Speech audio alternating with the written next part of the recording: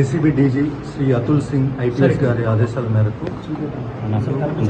Range అధికారులు నేను additional Shri Mahindra మధ్య మరియు మా ఇన్స్పెక్టర్ నాగరాజు, మహమ్మద్రావు, సురేష్, అలాగే సుబ్బారావు, మా సబ్ ఇన్స్పెక్టర్స్, స్టాఫ్ అందరం కలిసి ఈరోజు పల్నాడు కలెక్టరేట్లో డిఆర్ఓగా పనిచేస్తున్న డిస్ట్రిక్ట్ రెవెన్యూ ఆఫీసర్గా పనిచేస్తున్న ఏకా మురళి గారిని ఆయన 3 లక్షలు కంప్లైంట్ నుంచి తీసుకుంటుండగా రెడ్ హ్యాండెడ్గా పట్టుకోవడం జరిగింది.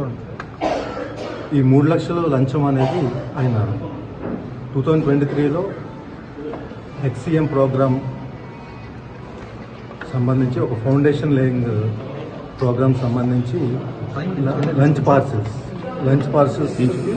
ఒక 41,500 సుమారుగా అన్ని పార్సల్స్ గాను 37 lakhs బిల్లు ఉంటే అందులో ముందుగా 10 lakhs అడ్వాన్స్ క్లియర్ చేయడం జరిగింది.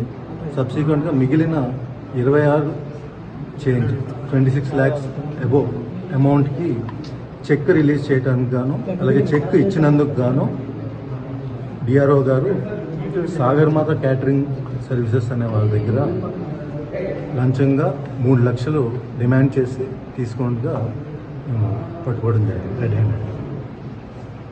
అలాగే అందరూ కూడా 1064కి కాల్ చేసి ఎక్కడైనా అవినీతి జరిగినా కూడా, ఎవరైనా డబ్బులు డిమాండ్ చేస్తున్నా, లేదు అవకతవకలు జరుగుతున్నా కూడా వెంటనే 1064 టోల్ ఫ్రీ నెంబర్కి కాల్ చేసి మీకు తెలియజేయచ్చు.